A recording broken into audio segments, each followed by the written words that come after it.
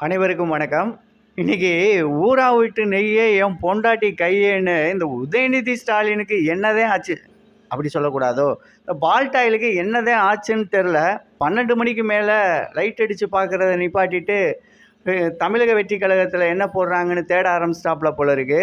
இன்றைக்கி சட்டசபை 2வது கூட்டத்தொடர் ஆரம்பமாச்சு. ஆளுநர் உரையோட இதை நீங்கள் பார்த்துருப்பீங்க. இதில் அவர் சொல்கிறாப்புல, உண்மையிலே சொல்கிறேன், உங்களுக்கும் ஆளுநருக்கும் ஆகவே ஆகாதுன்ற மாதிரி உங்களோட பொய்யான தகவல்களை எழுதி கொடுத்து அவரை படிக்கவே மாட்டேன் அப்படின்னு சொல்லி உங்களை புறக்கணித்தவர் தான் முன்னாள் ஆளுநர் ஆர்.என். ரவி ஐயா. அப்படி இருந்த உங்களை உங்கள் பஞ்சாயத்தே வேணாம்டா, நீங்கள் ஒரு நாள் சட்டசபை நடத்தினாலும் சரி, சட்டமன்றத்துக்குள்ளே காலே வைக்க மாட்டேன்னு சொல்லி ஓடிட்டாப்புல. அவ்வளோ கேவலமாக அரசியல் பண்ண நீங்கள் இன்றைக்கி வெற்றி தலைவர் விஜய் அவர்களின் இந்த அரசியல் நகர்வை பொறுத்துக்க முடியாமல் புழுதி வாரி தூத்திக்கிட்டு இருக்கீங்களே. உங்களுக்கெல்லாம் ஏதாவது இருக்கா? என்ன சாப்பிட்றீங்க அப்படின்னு கேட்குற மாதிரி தான் இருக்குது. நீங்கள் கடந்த 60 வருஷம் ஆட்சி செஞ்சேன், ஆட்சியோட மன்னர்கள் நாங்கள் அப்படின்னு சொல்லிக்கிட்டு இருக்க நீங்கள், உங்கள் ஆட்சியில் நீங்கள் பண்ணினதெல்லாம் என்ன? ஊழல், ஊழல், ஊழல். மிக சிறந்த ஆட்சி அப்படின்னாக்க ஊழல் மட்டுமே. மிகப்பெரிய அளவில் நீங்கள் சட்ட ஒழுங்கை பற்றி பேசுகிறீங்க. இந்த ஆட்சியில் சட்ட ஒழுங்கு சரியில்லைன்னு சொல்கிறீங்க. நான் தெரியாமல் தான் கேட்குறேன். இப்போதைக்கு ஆட்சிக்கு வந்து 32 நாட்களுக்குள்ளே இவ்வளோ பெரிய அளவுக்கு சட்ட ஒழுங்கை நிலைநாட்டி இந்த மக்களுக்கான பாதுகாவலராக இருக்கிற வெற்றி தலைவர் விஜய் அண்ணா எங்க? நீங்கள் எங்க? மொத்தத்திலே தூர்வாரி குப்பையாக ஒரு அரசியலை நாகரிகமற்ற முறையில் எங்கிட்டு திரும்பினாலும் லஞ்சம், பணம் ஏற்றிட்டு போனால் லஞ்சம், போஸ்ட்மார்ட்டம் பண்ணினா லஞ்சம், பணத்தை எரிக்க லஞ்சம், மின் கட்டணம் லஞ்சம், ஊழியர் சம்பளத்தில் லஞ்சம், இவங்களே சொந்தக்காரங்களே கான்ட்ராக்ட் எடுத்துகிட்டு கான்ட்ராக்டில் லேபர்ன்ற பேரில் அதில் லஞ்சம், ஊழல், ஊழல், ஊழல், ஊழல், ஊழல்னு ஊழல்லே ஊறிப்போன ஊற்றுகளான நீங்கள் இந்த இந்த தூய சக்தியை பார்த்து கேட்குது. அட்டை போட ஏந்திக்கிட்டு அல்லேலூயா பாடின மாதிரி அங்கே நின்றுக்கிட்டு பாடுறீங்க. தயவு செஞ்சு நண்பர்களே, அல்லேலூயா சொன்னதுக்காக வருத்தப்பட்டுறாதீங்க. அது அவரை சொல்லணுன்றதுக்காக சொல்லலை. அந்த அல்லேலூயா பாபு இருக்கார்ல, அவரையும் இதுக்குள்ளே கொண்டுட்டு வரணும். இவங்க நாடகத்துக்கு மேலே நாடகம் போட்டு இன்றைக்கி இவ்வளோலாம் பண்ணீங்கல்ல. சதுப்பு நிலக்காடை அழித்து நான் வீடு கட்ட போகிறேன் 2000 வீடுன்னு சொல்லி ஒரு அக்ரிமெண்ட்டு சைன் பண்ணி கொடுத்தீங்கல்ல. இன்றைக்கி வெற்றி தலைவர் விஜய் அண்ணா அதை கேன்சல் பண்ணிட்டாரு. உங்களோட நாடகமெல்லாம் எடுக்காது. நீ வாங்கின லஞ்சத்தை அப்புறம் நீ அவனுக்கு திருப்பி கொடுக்கணும்.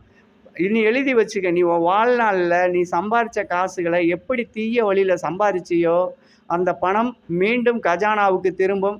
அதை வெற்றி தலைவர் விஜய் அண்ணா விடவே மாட்டார். அதை விடுவான். இவனுக்கு பிராணம் பாடி பாடி இவனுங்க இளவு வீட்டுக்கு போன மாதிரி கல்யாண வீட்டுக்கு போனால் கதறுவானுங்க, எங்கே போனாலும் கதறுவானுங்க. இவனுக்கு எங்கே போனாலும் இந்த ஒப்பாரி கழகம் அப்படிங்கிறது ஒப்பாரியாகவே போச்சு. இந்த ஒப்பாரியை இன்னுமே மாற்றவே முடியாது. ஏன்டா இளவு விழுந்த வீட்டில் தாண்டா அழுவாங்க. உங்கள் வீட்டில் என்ன அப்படி எதுவுமா ஒன்றும் ஆகிப்போச்சு? தோற்று தானே போயிட்டீங்க. தோற்று போனால் என்ன அடுத்து ஜெயிக்க மாட்டீங்க? இன்னும் ஜெயிக்க மாட்டீங்க. அது ஒரு பக்கம் நீங்கள் அழுதுகிட்டே தான் இருக்கணும். சட்டமன்றத்துக்கு தானே வந்திருக்கீங்க, அங்கேயும் வந்து ஒப்பாரி வச்சுக்கிட்டு இருக்கீங்க. அது ஏன்டா ஒரு 10 பேரை சேர்த்து வச்சுக்கிட்டு ஒப்பாரி வைக்கிறீங்க? கூட உங்களுக்கு 4 பேர் ஜால்ரா வேறு. நீங்களாம் ஆட்சி புரிஞ்சிங்களா? இதில் துணை முதலமைச்சராக நீலாம் எப்படி இருந்த? என்ன கேள்வி கேட்குற? ஒன்று தெரிஞ்சு பேசணும், இல்லை பேசவே கூடாது. இல்லையா உங்கள் தாத்தாட்ட போய் கேட்டுட்டு வந்து பேசு. உங்கள் தாத்தாட்ட போய் தாத்தா இப்போ வெற்றி தலைவர் விஜய் அண்ணா வந்து ஆட்சி அமைச்சிட்டு இருக்காரு, இப்போ நான் அதை எதிர்த்து கேள்வி கேட்கணும், எப்படி கேட்கணும்னு எனக்கு அந்த வரமுறையெல்லாம் தெரியலை, கொஞ்சம் சொல்லுன்னு போய் போய் கேட்டுட்டு வந்து பேசு. அது நல்லா இருக்கும். அதை விட்டுட்டு இவங்க இதை பண்ணிட்டாங்க, ஆளுநர் எழுதி கொடுத்ததப்புறம் அப்படியே படிச்சுட்டாங்க. ஒன்று சொல்லவா? ஒழுக்கம், நேர்மை அது இருந்துச்சுன்னா எங்கேயுமே அந்த நேர்மை ஜெயிக்கத்தானே செய்யும். வெற்றி தலைவர் விஜய் அவர்களின் அரசியலில் இன்றைக்கி ஆளுநர் அவர்கள் உரையிலே சுட்டி காமிச்சிருப்பார். இந்த தீய சக்தியின் ஆட்சியில் எவ்வளவுக்கு எவ்வளவு லஞ்ச பணமாக கட்சி நிதியாக போனதோ அந்த பணங்கள் இந்த 32 நாட்களாக அரசு கஜானாவில் வந்து சேருதுன்னு ஒரு ஆளுநர் சர்டிஃபிகேட்டு கொடுத்துருக்காரு. ஒரு ஆளுநர் உங்களோட உரையை வாசிக்க மாட்டேன்னு உங்களை புறக்கணித்து வெளியில் புறந்தள்ளி விட்டு போனார். இது கூட புரிஞ்சுக்க முடியாமல் ஒரு துப்பு இல்லாமல் ஆளுநரும் விஜயும் அண்டர் கிரவுண்டில் டீலிங் வச்சுருக்காங்க. எங்கே அண்டர் கிரவுண்டில் டீலிங் வச்சுருக்காங்க? நீ விளக்கு பிடிச்சி பார்த்த? ஏன் பால்ட்டு?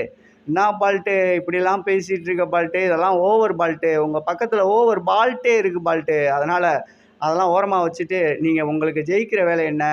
மக்கள்கிட்ட போய் எப்படி கதறலாம் அப்படின்னு பார்க்குறத, இந்த ஒப்பாரி வைக்கிறத கண்டினியூ பண்ணுங்கள். வெற்றி தலைவர் விஜய் அவர்கள் மீது, ஆட்சி மீது களங்கம் சொல்கிறதுக்கெலாம் உங்களுக்கு துப்பே இல்லை. நீங்களாம் சோத்தில் உப்பு போட்டு திங்கிறீங்க. மானம், ரோசம், வெக்கம் இருக்குது. எங்கள் காசு அது சரி, எங்கள் காசு 13,00,000 கோடி ரூபாய் என்னடா பண்ணீங்க? என்னையெல்லாம் கேட்காம நீ கடன் வாங்கியிருக்க. எந்த அப்பம்புட்டு காசை எடுத்து நீ சில்லுஞ்சியம் பாடுறது, வெளிநாட்டில் போய் டாவ் அடிச்சுட்டு வர்றதுக்கு என் காசு தான் கிடச்சிச்சா? இப்படி மக்கள் கேட்குறாங்க. நான் கேட்கணும் அவசியம் இல்லைப்பா. மக்கள் பூரா கேட்க ஆரம்பிச்சாங்க. இந்த பால்டாயிலு நம்ம காசை கடனை வாங்கிட்டு உன் ஊராக போய் டாவ் அடிச்சுட்டு வந்திருக்காயா அப்படின்னு கேட்குறாங்க. அப்பனும் பிள்ளையும் டோப்பா வைக்கிறதுக்கு எங்கள் காசு தான் கிடச்சிதான்னு கேட்குறாங்க. இவ்வளோ கேள்விகளுக்கு மத்தியில் பதில் சொல்ல துப்பு இல்லாமல் இன்றைக்கி சட்டமன்றத்துக்குள்ள ஒரு வரமுறை தெரியாமல் நாங்கள் அது பண்ணிடுவாங்கன்னு நினச்சோம். நீ என்ன நினச்சி தெரியுமா? நீ சட்டசபைக்கு வந்த ஆளுநர் உரை எழுதி கொடுத்துருக்காங்க. நம்ம மாதிரி தான். நம்ம உரையவே ஆளுநர் புடனியில் அடித்து பற்றி விட்டுட்டாரு. இவங்க உரையிலையும் ஏதாவது கசம்சா கண்டுபிடிச்சி உழப்பி விட்டுருவார். நம்ம அதை வச்சு ஓட்டிடலாம் அப்படின்னு ஒரு பெரிய பிளானோட உள்ளே வந்தீங்க. ஆனால் உங்கள் மூஞ்சியிலாம் நல்லா சாணி எடுத்து அப்பி வீடு முழுகிற மாதிரி அதான் கருந்துணியை வச்சு மூஞ்சியில் அப்பி விட்டு போனார்ல ஆளுநர். அவருக்கு தான் சிறப்பான ஆன்சர் கொடுக்கணும். ஏன் தெரியுங்களா? அதில் வேற இன்னொன்று சொல்கிறீங்க. ஏய் இவங்க என்னையா தமிழ் தாய் வாழ்த்தை பாடிட்டு தேசிய கீதத்தை பாடி, அது என்ன தீண்ட தயாத மொழியாயா? தேசிய கீதம் தானேயா? ஏன் பாடக்கூடாதுன்னு ஏதாவது சட்டத்தில் இடம் இருக்கா? ஒரு வேளை உனக்கு தமிழ் தாய் வாழ்த்து மட்டும்தான் பாடணும், தேசிய கீதம் பாடக்கூடாதுன்னு நினச்சேன்னா பால்டாயில் நீ வர்ற எலெக்ஷனில் நின்று முதலமைச்சர் ஆகி அதுக்கப்புறம் நீ இந்த சட்டம்லாம் போடு. இப்போ நீ எல்லாம் முதலமைச்சரே கிடையாது. நீ பேசுகிறதுக்கே தகுதி இல்லை. உங்கள் அப்பன் ஒரு தொகுதியில் நின்று 9,000 வாக்கு வித்தியாசத்தை தோற்று போன ஆளோட பையன் நீ எப்படி ஜெயிச்ச அப்படின்றது எங்களுக்கு தெரியும். ரீகவுண்டிங் கொடுத்துட்டாக்க எப்படியும் ஜெயிச்சுப்பிடுவாங்கடான்ற பயத்தில் பாதி பெட்டியை எரிச்சுப்பிட்டாங்க. இப்படி தானே உங்கள் பொழப்பு ஓடிக்கிட்டு இருக்கு. அப்போ அண்டர் கிரவுண்டில் யார் டீலிங் வச்சுருக்குது? எங்கள் மேலே வழக்கு வந்துடக்கூடாது. தமிழ்நாடு அரசு இப்போ புதுசாக ஏற்றுக்கிட்டு இருக்க அரசு அப்பா மேலையெல்லாம் ரொம்ப கேஸ் போடுறாங்க. எப்படியாவது போய் ஏதாவது ஒன்று பண்ணுப்பா அப்படின்னு சொல்லி நைட்டாக போய் கர்நாடகாவில் சைடில் டீலிங் பேசி நம்ம தனியாக ஒரு கூட்டணி வச்சுருவோம். இந்த தமிழக அரசு போடுற வழக்குகளையெல்லாம் கொஞ்சம் தள்ளி வச்சுருங்க. ரொம்ப கெடுபிடி பண்ணுறாங்க.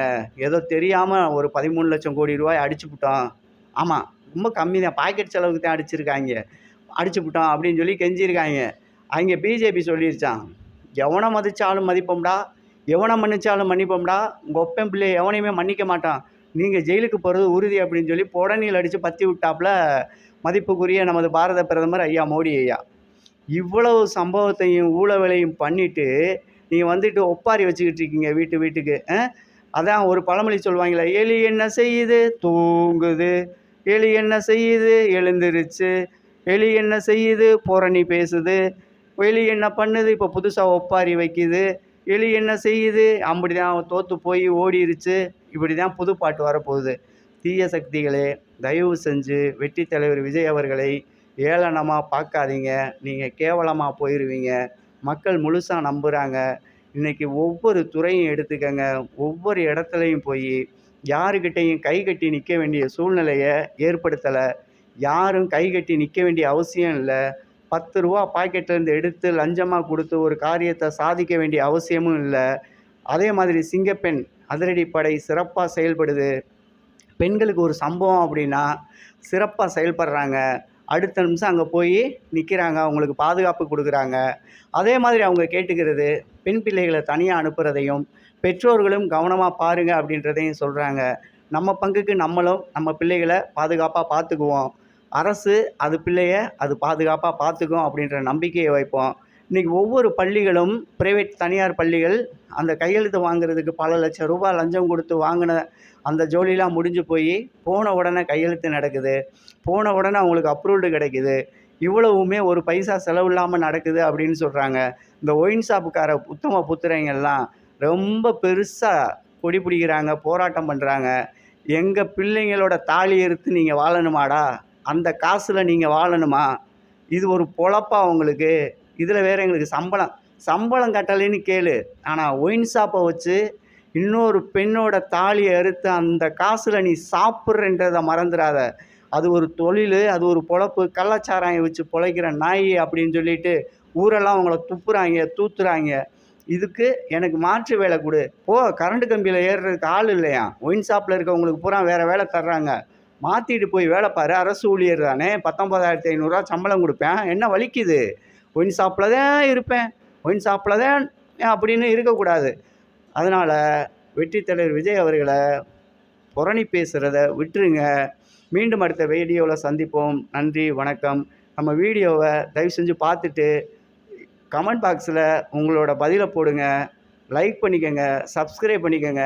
நன்றி, வணக்கம். இதை